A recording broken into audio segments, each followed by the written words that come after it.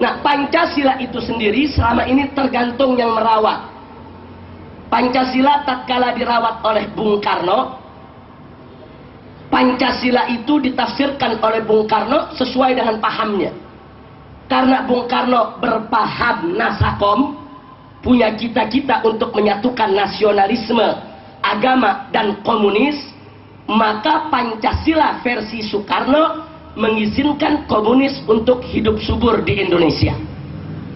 Walaupun komunis itu sendiri tidak sesuai dengan sila pertama dari Pancasila, tapi karena kebijakan politiknya adalah di tangan Soekarno, dan Soekarno yang merawat Pancasila, maka Pancasila ini ibarat bayi. Jadi kalau kita mau sampaikan bayi, ini anak kecil ini tergantung orang tuanya. Mau dibikin Yahudi, mau dibikin Nasrani, atau mau dibikin apa? Persis, Pancasila seperti bayi ya Pak. Mau dibawa kemana?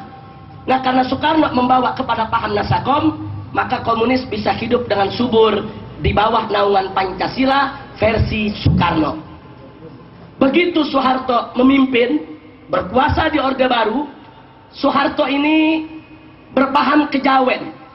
Karena itu setiap tafsiran Pancasila selalu dikait-kaitkan dengan keyakinan masyarakat Jawa kuno, saudara. Selalu dikait-kaitkan ke sana. Sehingga sampai muncul pemitosan Pancasila itu sendiri. Sampai di tahun 78 lahir satu agama baru. Walaupun Pak Harto saat itu mengatakan itu bukan agama, tapi dalam prakteknya menjadi agama baru yang kita kenal dengan aliran kepercayaan. Ini agama yang dilahirkan dari pemitosan Pancasila.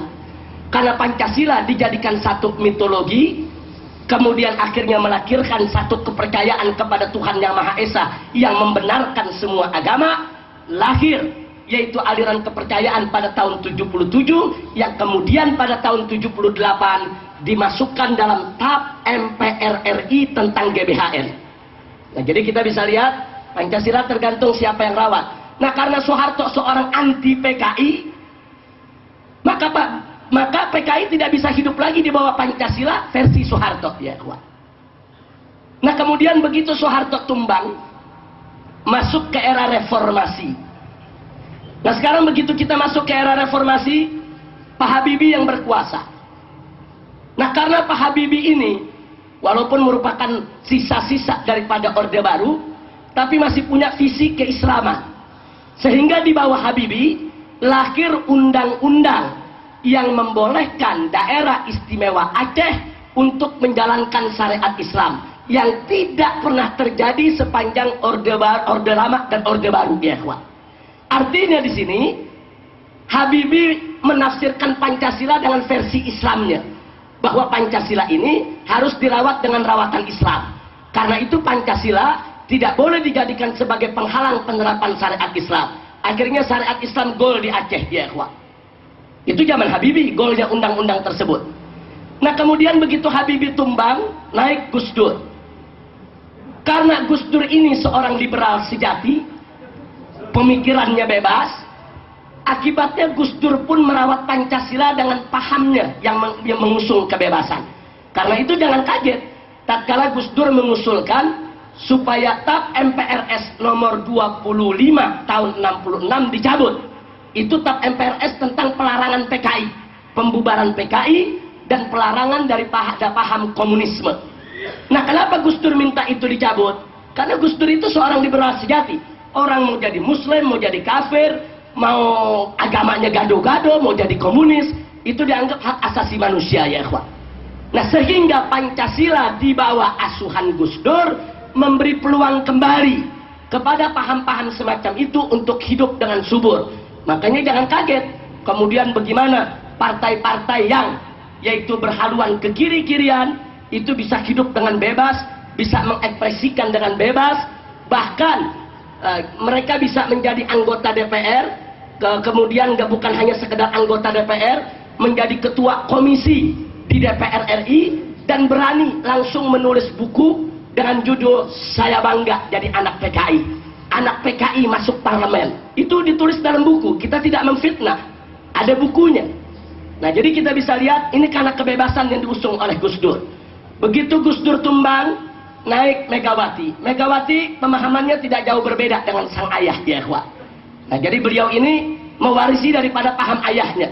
Jadi bagaimana ayahnya dulu berhaluan kiri di dalam memahami Pancasila, tidak beda. Megawati pun memberikan keluasan kepada paham kiri untuk diterima di bawah naungan Pancasila. Nah, kemudian begitu Megawati tumbang, naik SBY saat ini. Nah, ini SBY ini, saudara, pada saat kampanye untuk menjadi presiden, beliau punya kontrak politik dengan Partai Keadilan Sejahtera, PKS. Jadi PKS waktu diminta untuk mendukung SBY, menyodorkan 15 kontrak politik. Salah satunya adalah, kalau SBY ingin didukung oleh PKS, salah satunya tidak boleh melakukan dikotomi antara Pancasila dan agama Islam. Karena selama ini yang dilakukan oleh Orde Lama, Orde Baru, dan lainnya selalu melakukan dikotomi antara kedua ini, saudara. Sehingga Islam selalu disuruh berkelahi sama Pancasila. Nah, akibatnya pejuang-pejuang syariat Islam yang terjebak, mereka mengkafir-kafirkan Pancasila, memurtad-murtadkan Pancasila. Pendukung Pancasila tidak mau kalah. Mereka pun mengatakan pejuang-pejuang syariat Islam ekstremis, fundamentalis, bahkan belakangan disebut teroris ya ikhwan. Nah, jadi ini satu pertempuran ideologi. Sementara Islam itu sendiri bukan ideologi, tapi merupakan akidah, syariat dan akhlak. Nah, jadi kita lihat di sini, yang ingin saya tekankan di sini sekali lagi dari pengalaman-pengalaman yang sudah saya sampaikan tadi, jangan kita terjebak untuk dihadap-hadapkan dengan Pancasila. Begitu kita terjebak, maka kita akan repot untuk menghadapi segala tuduhan ketimbang formalisasi syariat Islamnya ya ikhwah. Energi kita akan habis, tenaga kita akan habis, akhirnya waktu kita juga akan habis. Kita tidak akan punya waktu lagi untuk mempositivisasi daripada syariat Islam, mentransformasi daripada syariat Islam, karena kita akan kewalahan untuk menghadapi segala tuduhan-tuduhan. Oh, ini anti Pancasila, ini subversif, ini ingin mendirikan negara, oh ini ingin menggantikan dasar negara, oh ini ingin menghancurkan NKRI, dan seterusnya dan seterusnya. Dan ini sedang dimainkan oleh mereka. Contoh, saya kasih contoh. Pada saat saya dan kawan-kawan dari MUI, dari FUI, kemudian begitu juga dari aktivis-aktivis NU dan Muhammadiyah yang punya peduli terhadap pornografi dan porno aksi, menggelar aksi 1 juta umat di Jakarta. Kita turun, aksi 1 juta umat di Jakarta. Tujuannya apa? Hanya untuk mendukung keluarnya, disahkannya RUU anti pornografi dan porno aksi. Besoknya Gus Dur dan kawan-kawan juga menggelar aksi. Walaupun yang hadir bisa terhitung tidak banyak ya ikhwan. Tapi yang menarik, aksi itu diberikan nama Aksi Bhinneka Tunggal Ika, aksi menyelamatkan Pancasila, aksi menyelamatkan UUD 1945. Artinya apa? Gus Dur dan kawan-kawan mencoba untuk mencari momentum agar para pejuang syariat dihadap-hadapkan kembali dengan Pancasila ya ikhwan. Karena kalau itu berhasil, berarti pejuang syariat ini anti Pancasila, musuh Pancasila, mau mendirikan negara, mau membubarkan NKRI, mau merusak Bhinneka Tunggal Ika, dan seterusnya dan seterusnya. Tapi alhamdulillah upaya tersebut tidak berhasil. Nah, cuman kita mesti waspada. Upaya-upaya mereka yang anti penegakan syariat Islam akan selalu berupaya untuk mendorong kita dihadap-hadapkan dengan Pancasila. Maka itu jangan terjebak. Sekali lagi, jangan terjebak oleh apa yang mereka sedang upayakan. Maka itu di sini saya tuliskan Pancasila. Tidak ada satupun sila dari Pancasila yang melarang penerapan syariat Islam. Tidak ada.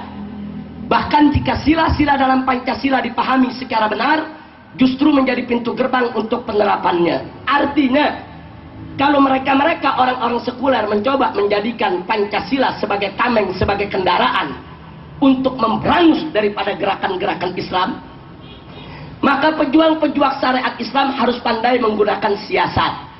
Jangan biarkan mereka yang menafsirkan Pancasila, jangan biarkan mereka yang menerjemahkan Pancasila, jangan biarkan mereka yang merawat Pancasila. Tapi Pancasila itu harus ditafsirkan dengan tafsir kita, harus diartikan dengan arti kita. Jangan sampai kita dihadap-hadapkan dengan Pancasila, Karena kalau kita dihadap-hadapkan dengan Pancasila, maka mereka akan bisa